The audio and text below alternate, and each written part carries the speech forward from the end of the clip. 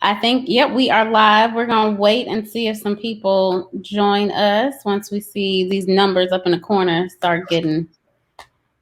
We'll start. Let me see. All right.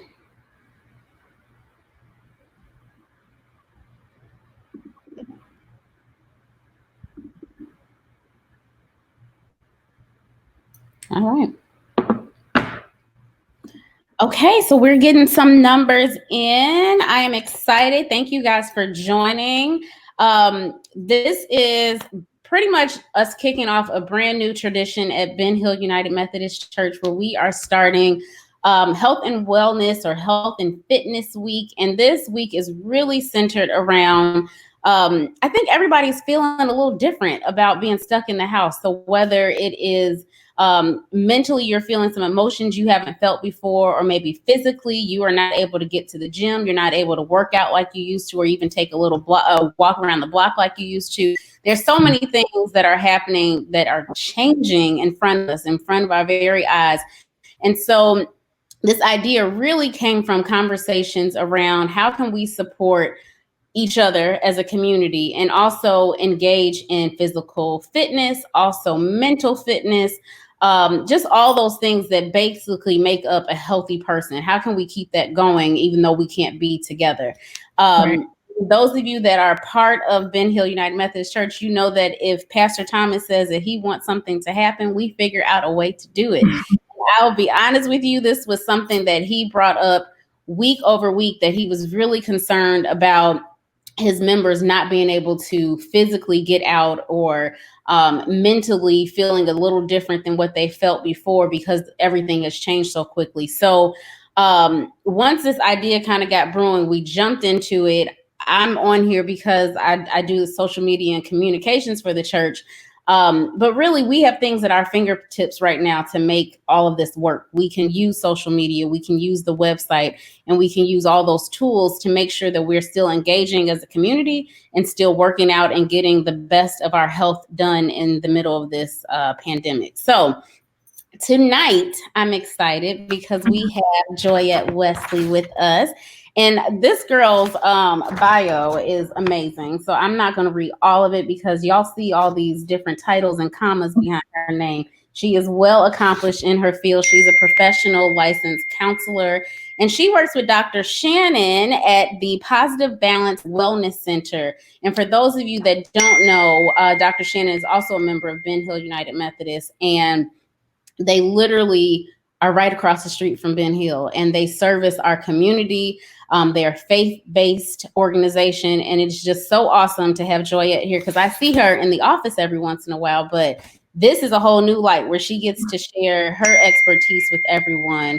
And this evening, we're just going to take it where I ask a few questions. Joyette's going to give her background and her story and how she got here. And then we want to, of course, take questions from you guys as well. So as you're sending comments and things up, we can still see those. So if you have questions as she's speaking, please make sure you send them and we'll answer them. So Joyette, I'm going to turn it over to you so you can give a full overview and introduction of yourself. Okay, well, just a little bit of background information. I have a BS in biology from HBCU Payne College. Then I went to Mercer University to obtain my MPH, which is a master's in public health, specifically in community health. And then I went on to study more about counseling at Clark Atlanta University.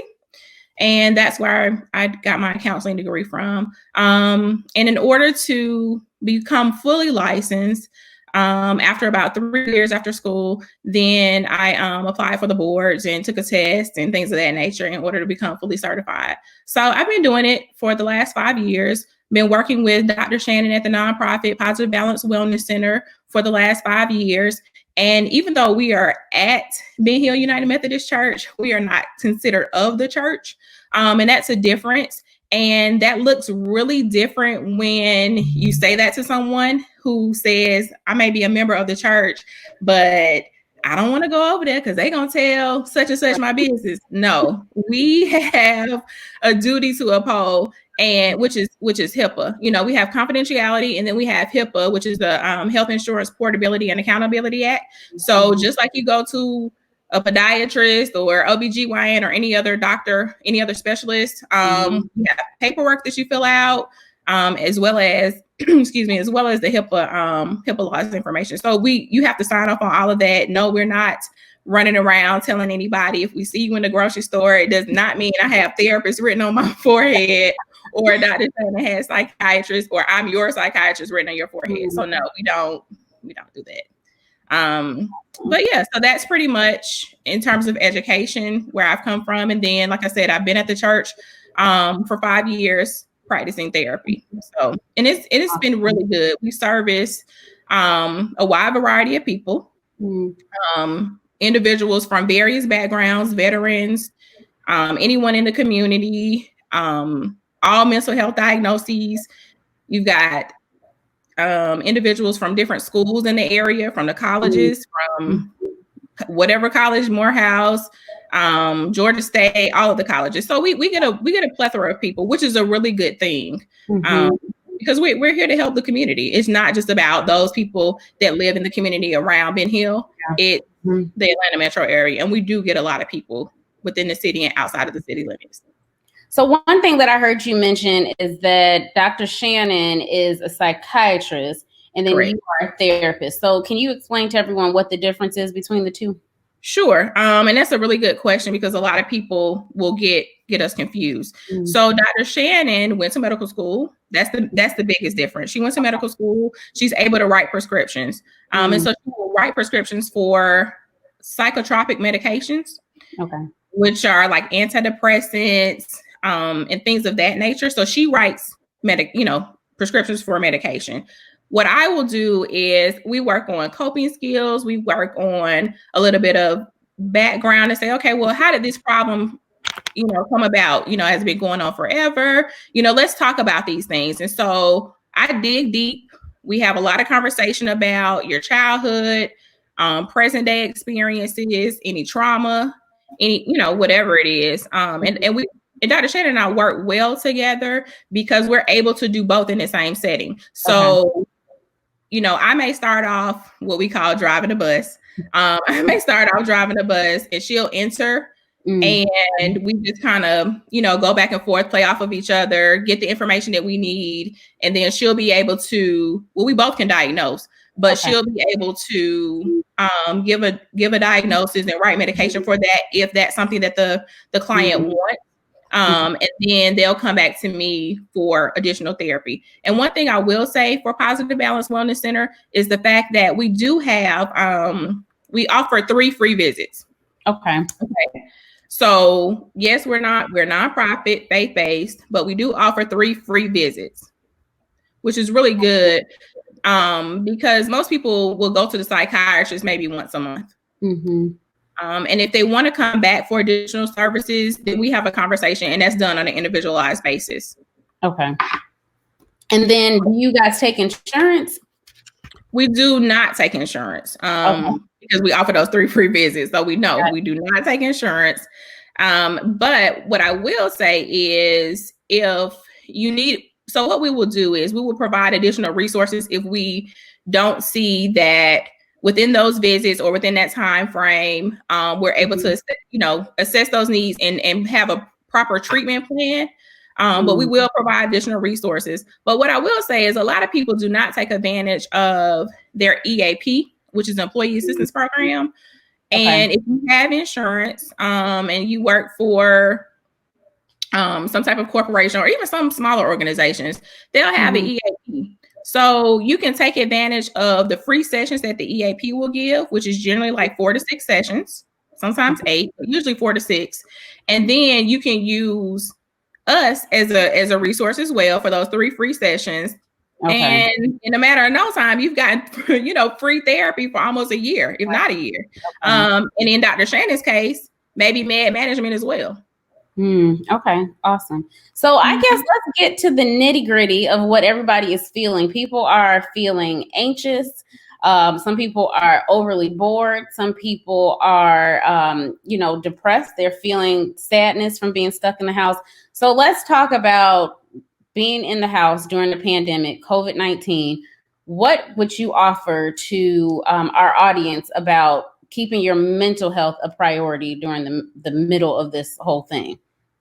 Okay, so I think that your mental health is a priority, whether it's a pandemic or not. Mm-hmm. And a lot of people don't realize that. I think with the stay-at-home order and in the midst of the pandemic, it's become apparent that, you know, okay, you got a problem. And so there are a lot of things that you can do. You don't have to necessarily stay in the house. You can go outside. You can go for a walk.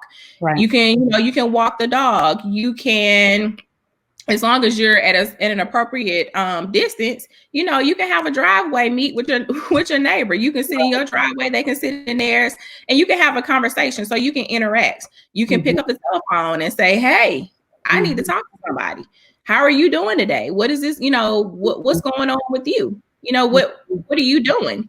You can still have contacts, and I think that's the most important thing. You need to check on somebody, and if you feel like, I haven't heard from such and such in a minute, let me pick up the phone and call them, because they may need to talk to you. And so having someone to talk to in the midst of all of this, pandemic or not, is a great resource to have.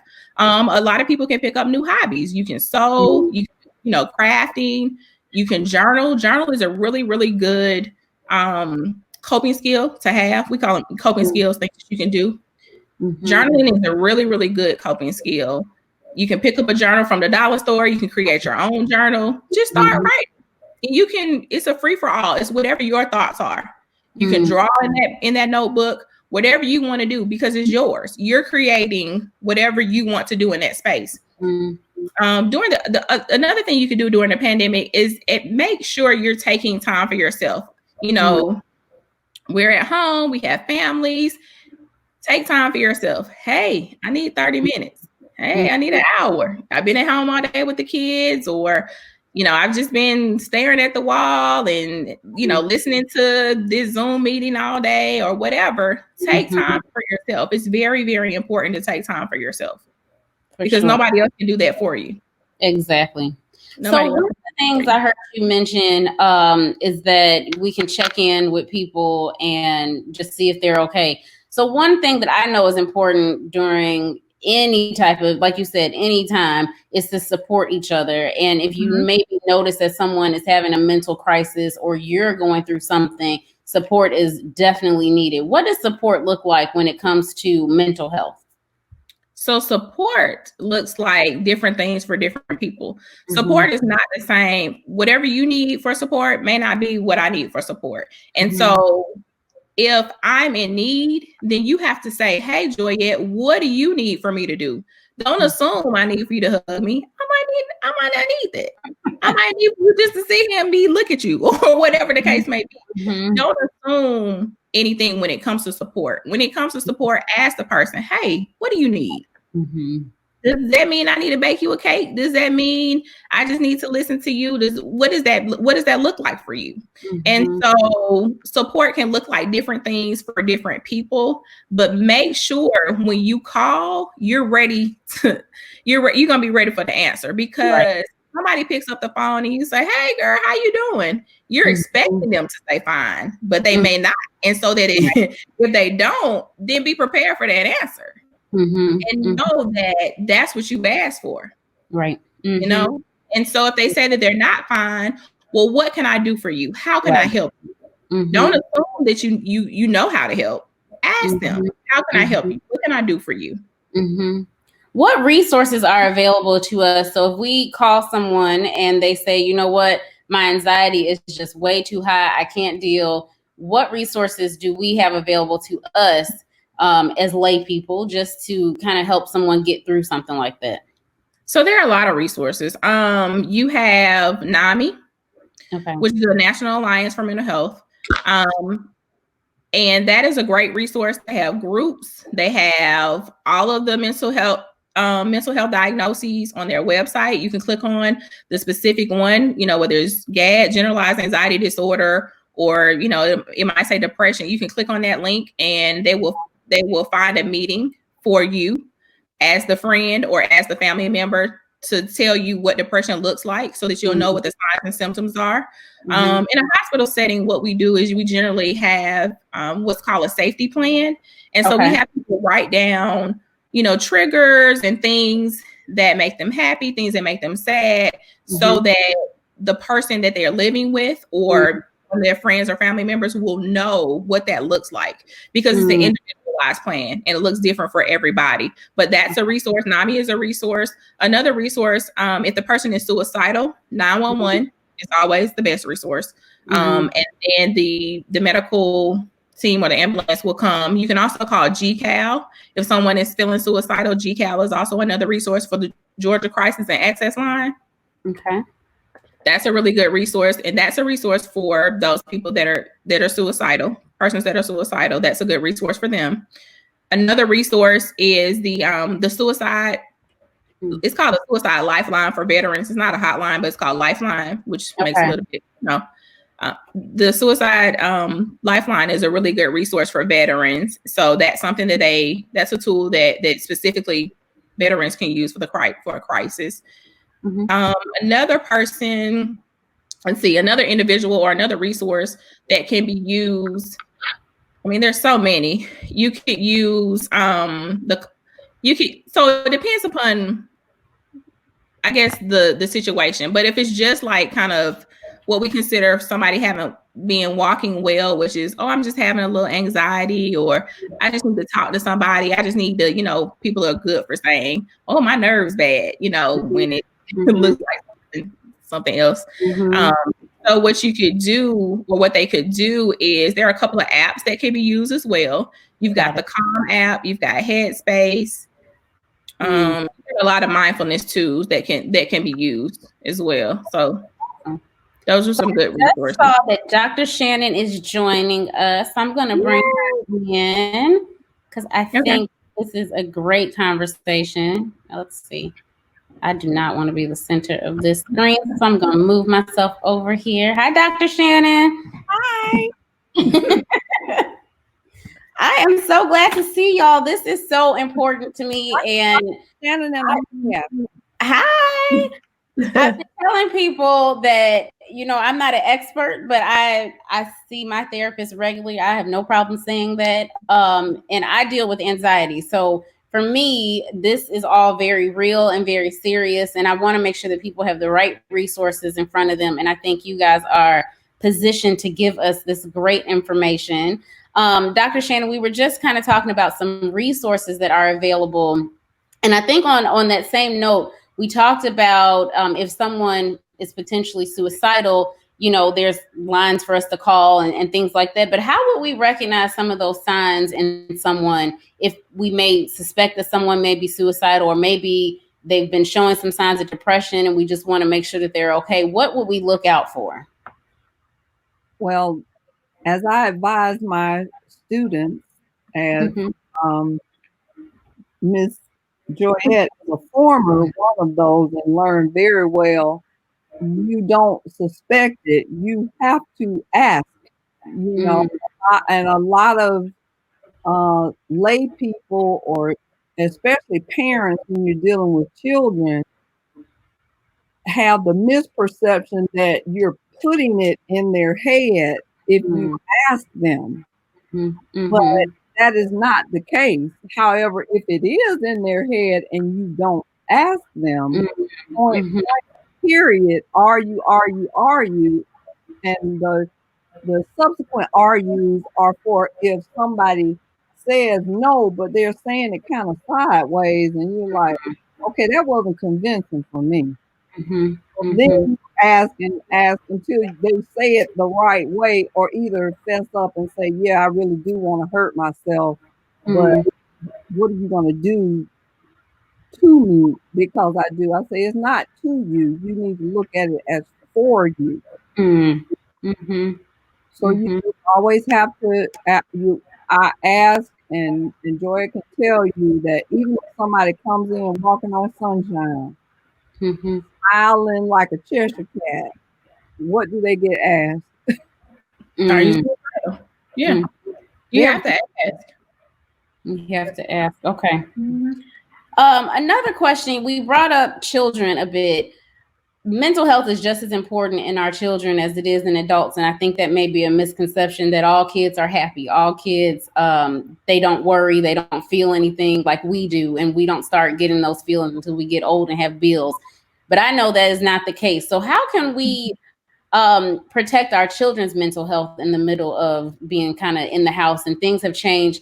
And I actually say to a lot of people, things have changed more for the kids than it has for some of the adults. I mean, they are not seeing friends anymore. They're getting taught by people that don't know anything about school. I will raise my hand on that. So how do we protect their mental health in the midst of all of this? This may or may not surprise you, but the best way to protect your kids' mental health is to protect your own. Start there. Because if you're not right, you can't help anybody else to get right. And if you're wrong, you can help your kids to go down the wrong path, unintentional though it may be. So first start with self, and then pick up on, for the kids, it is a cue game, more so than adults.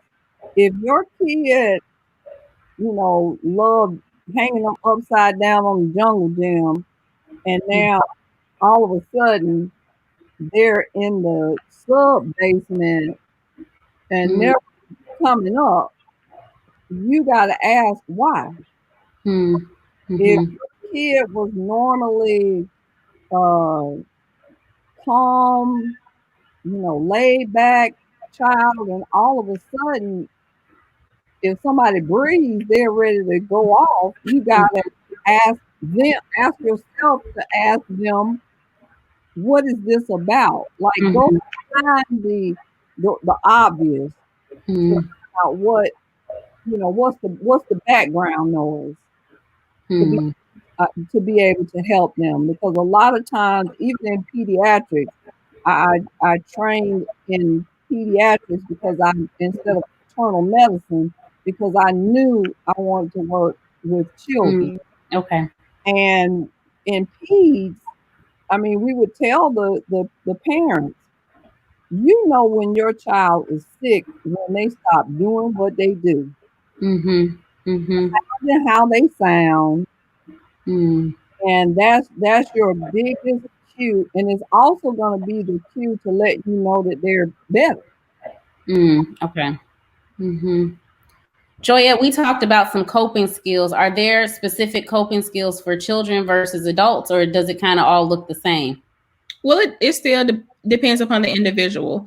You can do art therapy, which is good for children and adults. You can do for specifically for children, if you want to work on, say they're isolating a little bit more. Okay. You can talk about, you can go to the parent can go to the child and say, hey, well, what's going on? Or if you don't want to talk about it, write it down. We can have a conversation about that, what that looks like, or you can draw a picture to let me know what that looks like. You can implement skills like cooking, sewing, that can go for an adult or a child. You can create games at home. You can, you can play hopscotch. It can be anything. It doesn't matter what it is, as long as you start to implement something. And the person may tell you, hey, I want to try, riding a bike, or I want to try getting on the scooter, or whatever that looks like.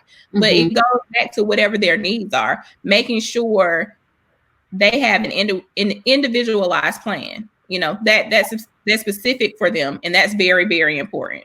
That's why when we do treatment plans, we don't do a treatment plan based off of everybody. It's not one universal treatment plan. We do an individualized plan. Okay. So I guess on the opposite spectrum, obviously we have some of our senior adults that are home alone. And really for some of them, coming to church that's where they met their friends. This is the highlight for them. Their ministries were active. So those things are now, not necessarily taken away, but they look different now. So how do we address mental health in seniors? Because I think that's also kind of a false reality, is that we think that seniors look completely different. They're settled, they're happy.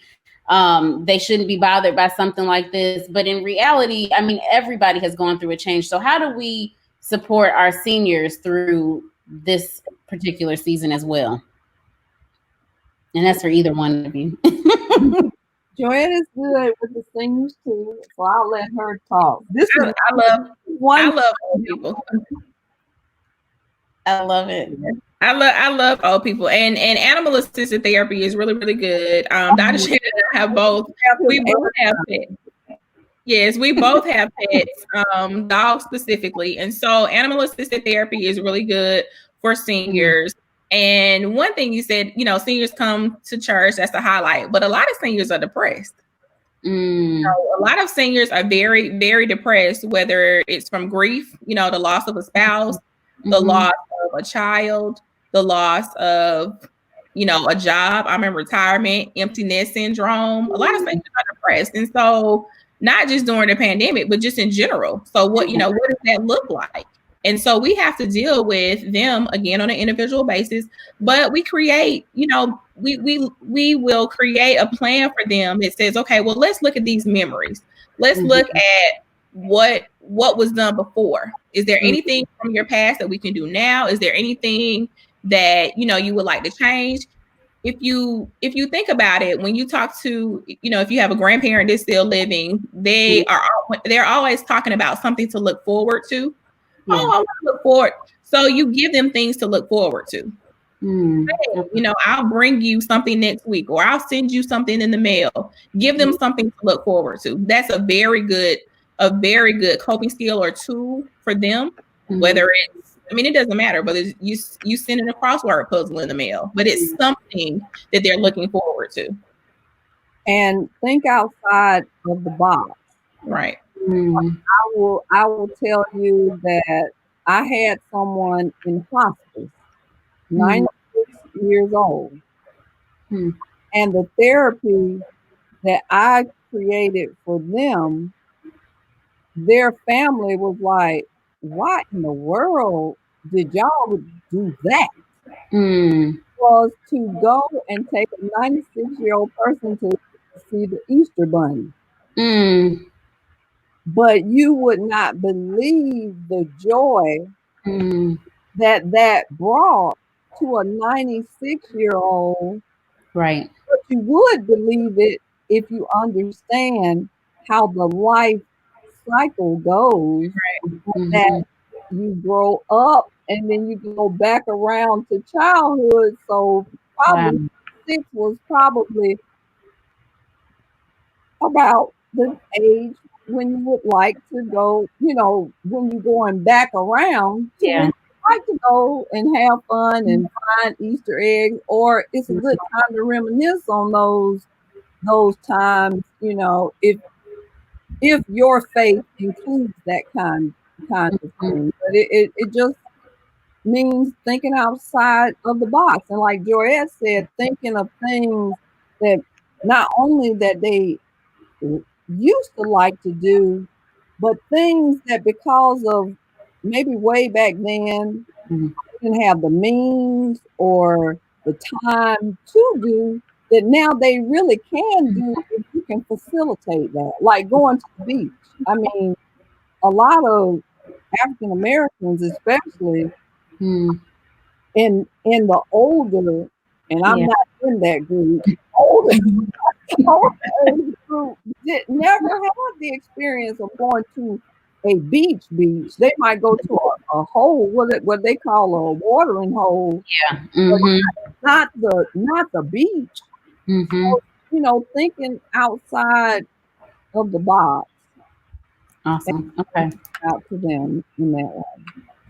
So we have a few people watching. So I just want to remind everyone that if you have any questions, you can definitely write them in the comments and we will see them. And I'll make sure that I give them to Joyette and Dr. Shannon, and we can go through your questions as well. But one of the questions that I think I've at least heard from other people is, how can you get mental help in the middle of a pandemic? How do you actually get that help? And I know, Joyette, we talked about this earlier, how you're actually seeing patients But if you could talk about that a bit, just how you're still conducting business and able to meet with people and still keep therapy going.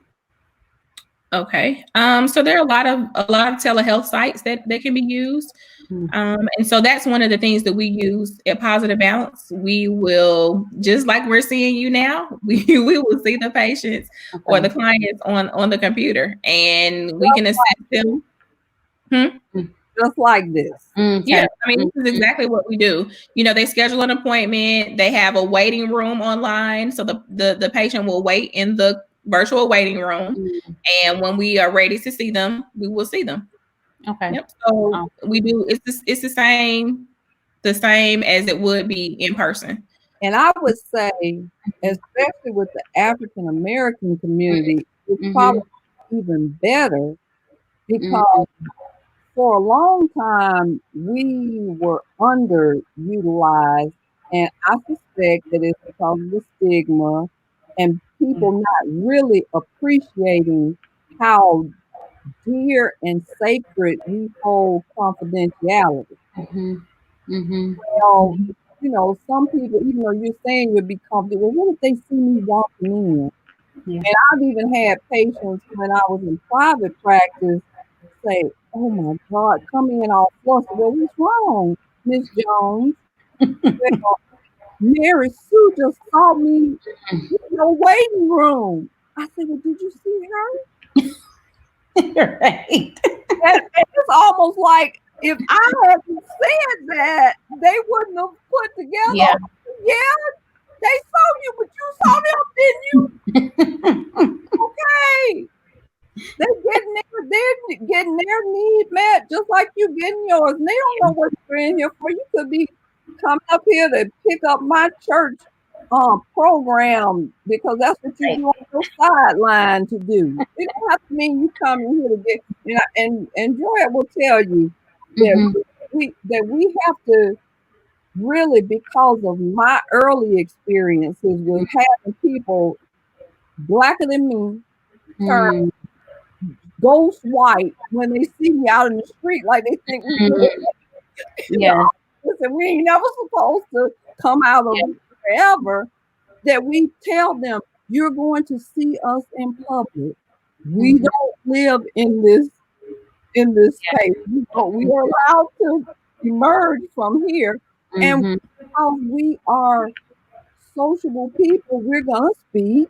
Behave, but there is no ticker tape going across our forehead, back of our head, on our back saying Miss Jones's strength, Miss Jones's therapist. None of that going on. And we really, really hold it sacred with the video thing, which we were doing even before COVID, because we really wanted to make it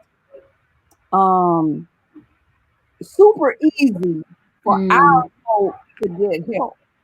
So you can't tell me, well, I can't come and see you today because the babysitter didn't show up. Right. We don't care about children making noise in the background. We don't care about barking dogs. Doorbells ringing, any of that. So they have removed all obstacles. Here we are. Come on, get this help, and so we can bridge you to the next piece of help if it's not something that can be fixed out of time that we, allot for our free services. Let's talk about that stigma that, Black folks feel. You don't go to therapy, you pray, and that's it. If it don't work, then I don't know what to tell you. And it's a stigma. And prayer, I mean, obviously we are Ben Hill United Methodist Church, so we totally believe in prayer, but we also believe in going to the doctor because the doctor has been given these skills by God and they can help you. But on the same note, I just don't understand why we don't connect the dots with mental health. We think that going to a therapist is wrong. So can you talk through some of, I guess the opposite? What are the benefits of going to therapy, and why do Black folks need to go? I read an article today that talked about Black people in America actually have some of the highest numbers of untreated mental disorders. just because we don't want to go to the doctor, we refuse to, or we don't have the means to be able to go to therapy. So can you talk through just a little bit of that, like the opposite of these stigmas? What are the benefits for African Americans? How much time we got? For all the reasons why we need to get wellness on instead of mental illness, instead of dwelling and struggling in mental illness. How much time do we have? I'll let Joyette give the reason because she's more terse than I am. I'll give you a dissertation on it, so I'm gonna let. I love it. Talk.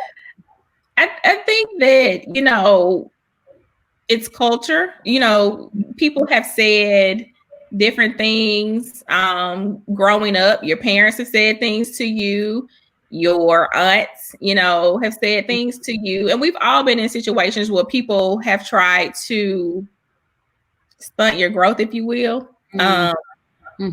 Whether it's somebody saying, "Oh, it's okay. You're not really good enough for that. Try something else." And that affects you. That affects your mental health. Just a little micro thing. And so it's like, really? Did somebody just say that to me? Is that wrong? Okay, well, maybe I don't need to go see somebody. The stigma of using the word crazy.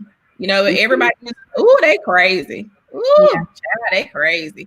Using that word, that is a word that is not is used lightly. I think we just throw it out there, and so that creates a level of discomfort for a lot of people. I'm not going to talk to anybody. I'll just do this over here. Well, what about the numbers of suicide? They're increasing. The rate of depression in the elderly, depression in teens, the number of kids that are being bullied at school, those rates are increasing. You've got domestic violence; those rates are increasing. So diabetes, hypertension, all of it. A whole long list of things physical that come about because our folk are less likely to attend to their mental wellness, and we going to somewhere in a handbasket. And even church folk will say, okay, well, we'll pray about it, or I'm just gonna sip my wine, every day. Well, sipping your wine every day can turn into a problem. So what is the underlying issue? What's going on?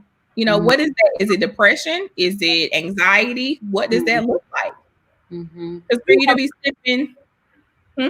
We have been very, very extremely blessed at Ben Hill that through 1, 2, 3, 4 senior pastors.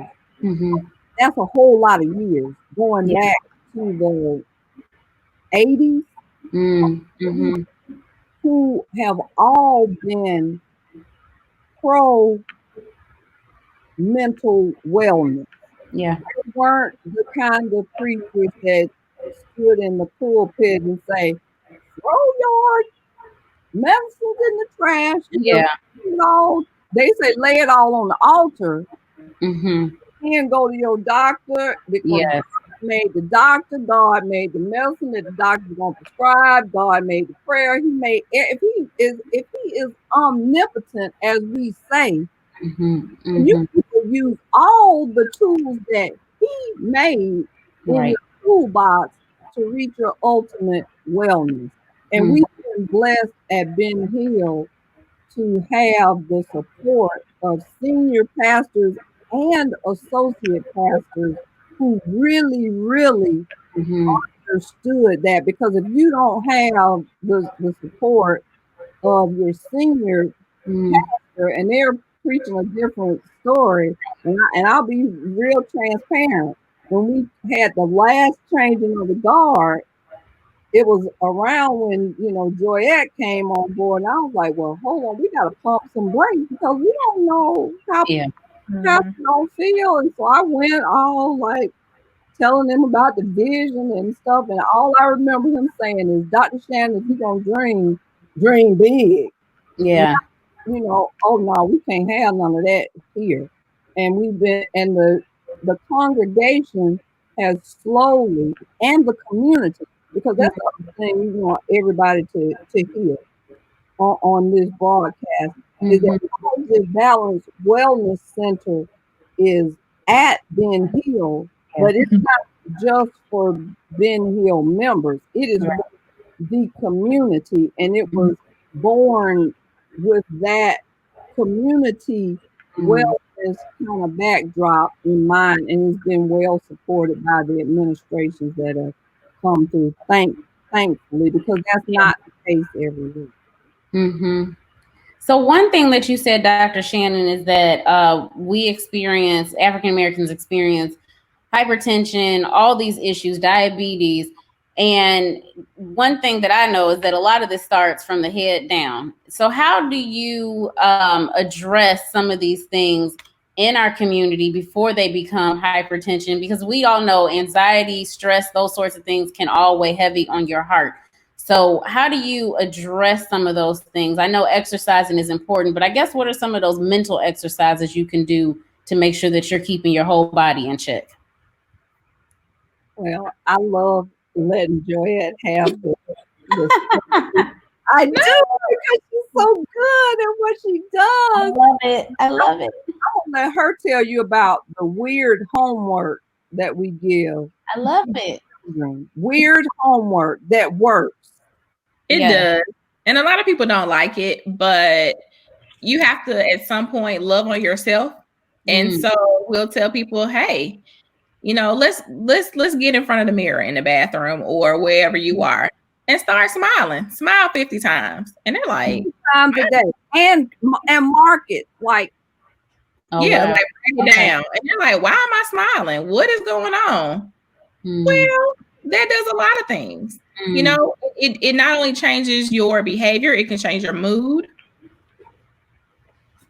And so when you get in front of that mirror and you start smiling, instead of your face going down, it starts to go up. You getting those muscles of mastication for smile, and you're getting those endorphins going instead of the enkephalins, which are the natural feel bad juices, natural juices. And even if you just laughing at how ridiculous you look, that's better than not.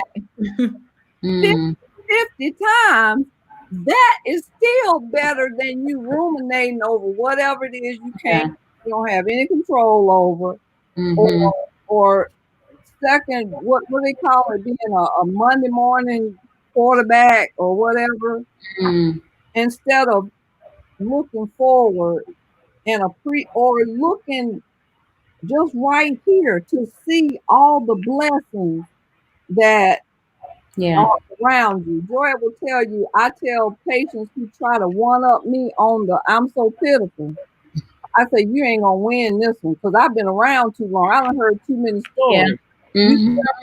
You tell me your foot been cut off, I tell you I know somebody that had one leg. You say, well, I'm getting the other one cut off. I say, I know somebody that was a double hip amputee.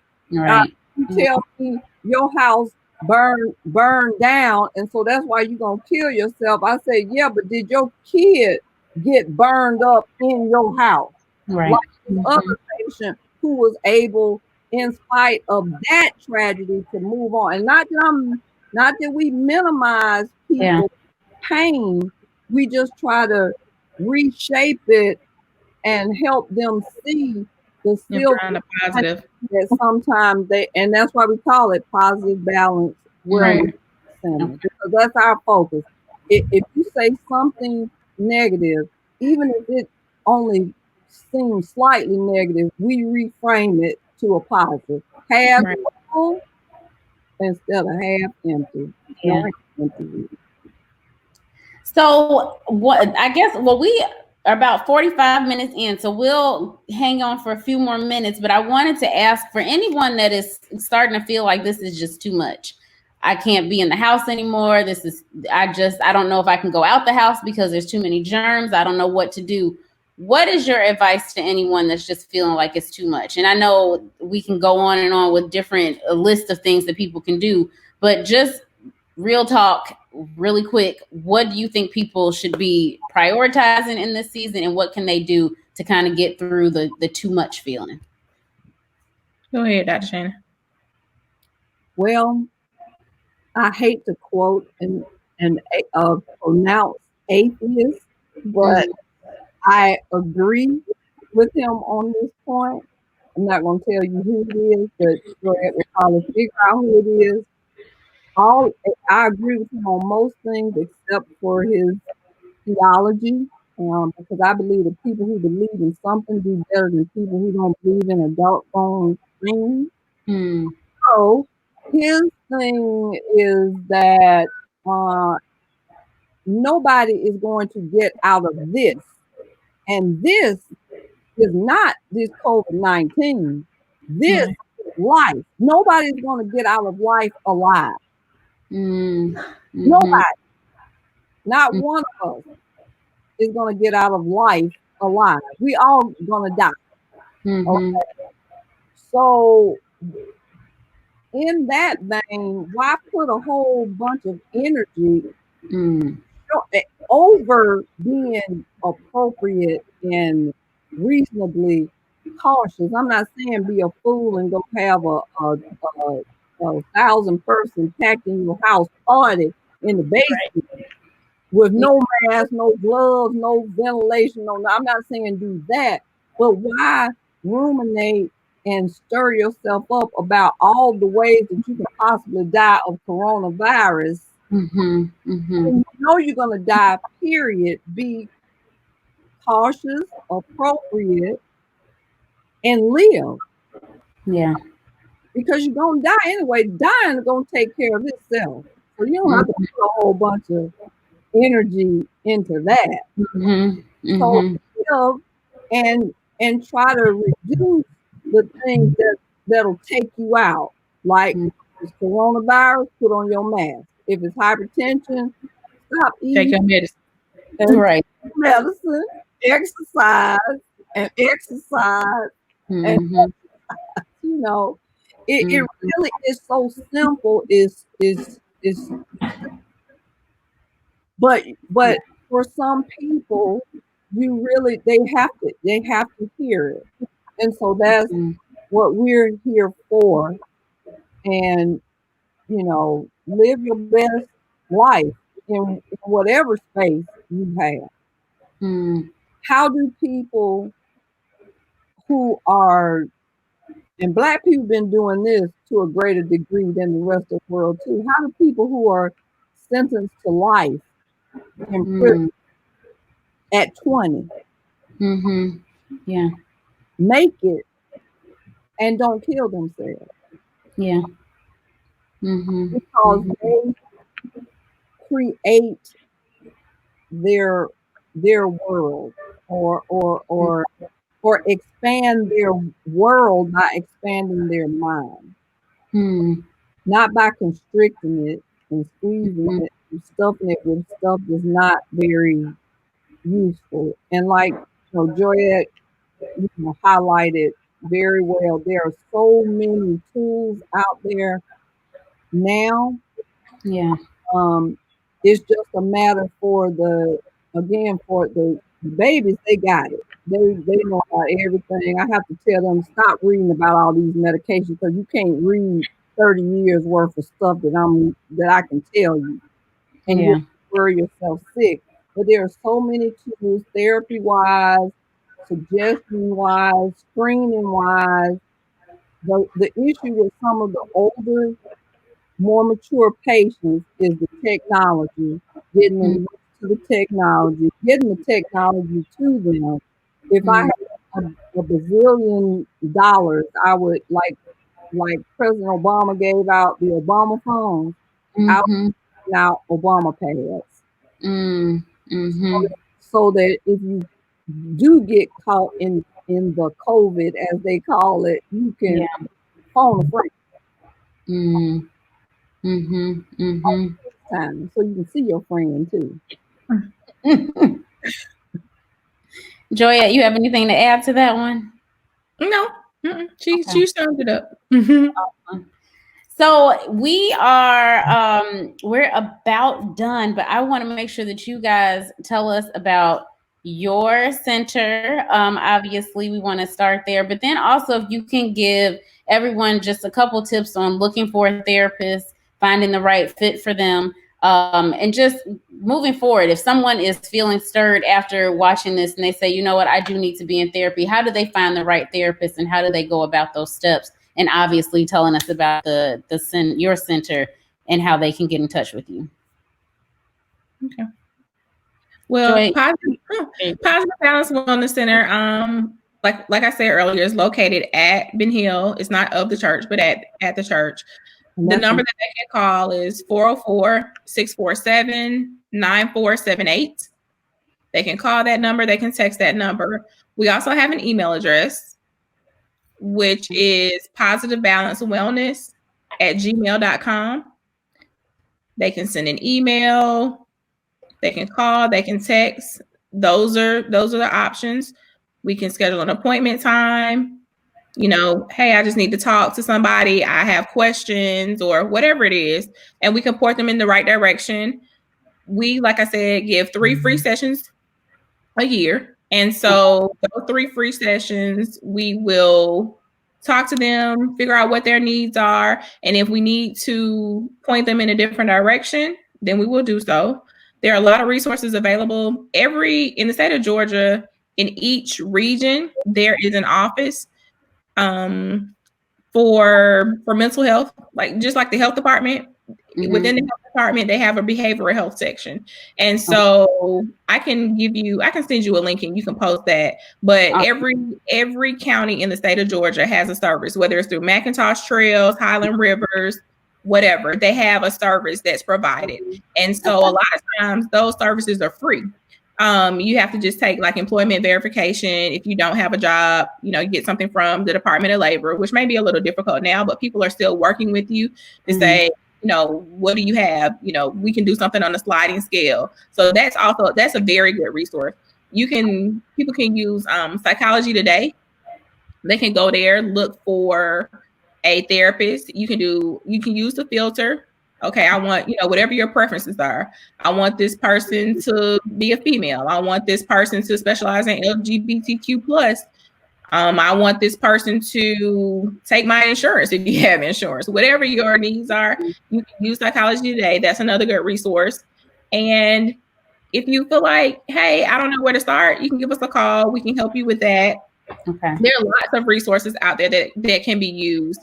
And Dr. Shannon and I have plenty of them. So, we are willing to help whomever that needs assistance.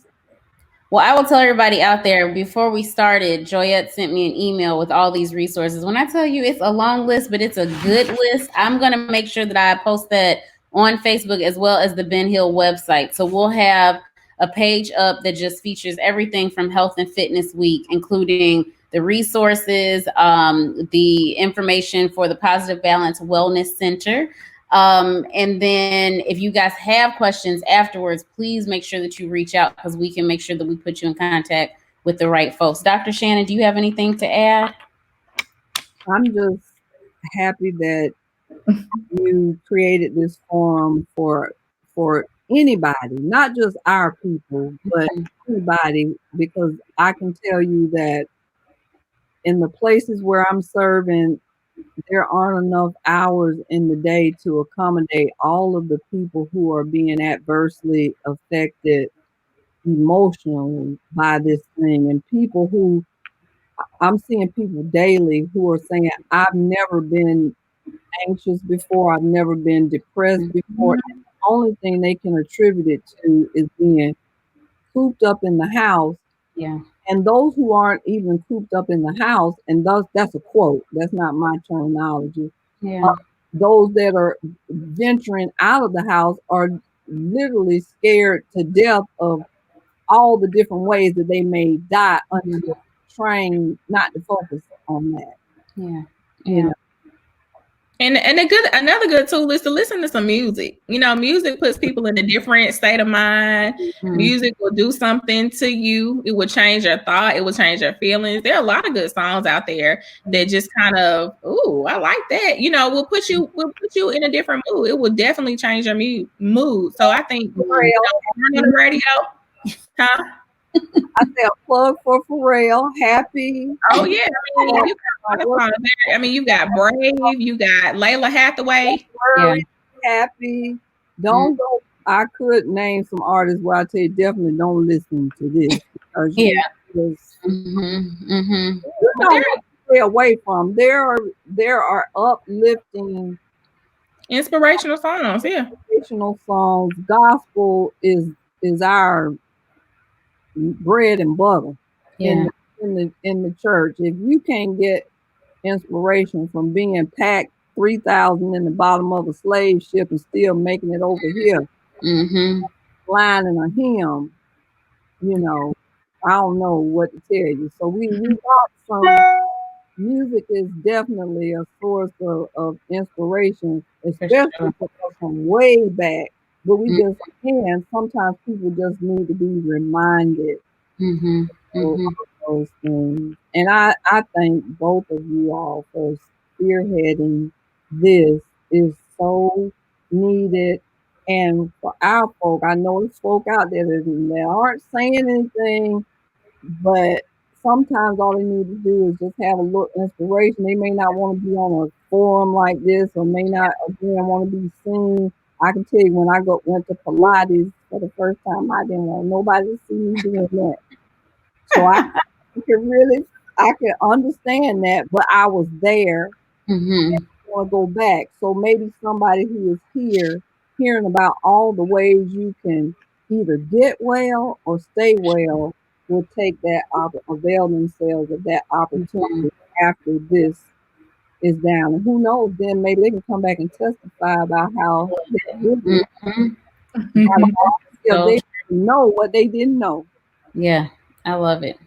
Well, thank you both for joining us today. So I want to say that, you know, while I'm sitting here in front of the camera, this is definitely not my idea whatsoever. I think it's just the culmination of everyone trying to get some resources out to our community. We want to make sure that people feel supported. And so I know that Differently Able Ministry has chimed in. They've given some great resources, the Health and Wellness Ministry. I've had members just reach out and say, well, I saw you're going to do some recipes on Wednesday. Here's one that I've been using. I lost weight doing this and I've been walking. So let me send you this. So everybody has been really reaching out and they want to share their experiences and they want to share resources with everyone. So I'm super excited about what this week has in store for us. For those of you that have not seen the schedule yet, tomorrow is Try Something New Tuesday. So we are encouraging everyone to try some new workouts, including Tai Chi at 12 p.m. So at noon with Della Davis, which is one of our members as well. And then on Wednesday, we have Wellness Wednesday, where we have several different recipes that are going to be shared throughout the day and just talking about healthy eating and nutrition. But at 9 a.m., somehow I'm making a smoothie on camera. I don't know how that's going to work, but I'm going to be doing that. Oh, we lost Joyette. And then at 12 o'clock, we'll be doing Southwest Tacos with Cheryl Wiggins. And then at 3 p.m., I'll be making sweet potato tacos. So y'all are going to see me a couple times on Wednesday. And then on Thursday is 1,000 Step Thursday. So that's only literally 0.4 miles. It is not that many steps, but we know that while we are in the house, those steps may be difficult to take. So we want to encourage everyone to take those steps. But then at the end of the day, we're inviting you to do yoga live. So kind of how you see this here, we're going to do yoga together at 7 p.m. on Thursday. Then on Friday, we have Feel Good Friday. So speaking of music, we are going to do some line dancing together with Minister Benefield at 2 p.m. Same type of forum. You'll be able to get this on Facebook Live as well as Zoom. We'll have some people coming in together. And then on Saturday is Self-Care Saturday. We'll have Christian Murphy, who is one of my really good friends, and she has an Instagram page called Grateful C. And she focuses completely on focusing on what you can be grateful for to change that mental aspect a bit. So her page is one of my favorite things to go to when I'm in a slump. She gives lots of great advice, but she's going to talk about how can you actually practice self-care in the midst of this, but just anytime. How do we actually take care of ourselves? And then on Sunday is Soulful Sunday, where we will be worshiping together at 9:15, and we'll probably have a couple more treats in store. But this week is a test and a trial. So if you are enjoying this and you like any of the things that are going on, we're going to make it work, and we're going to have fun, and we're going to try this all together. So please try all these different classes. If you have questions, or if you want to add to the conversation, or you have a recipe, anything, reach out to me and we will make sure that we share it with the Ben Hill community. So again, thank you, Dr. Shannon. Thank you, Joyette. I've enjoyed this conversation. So I know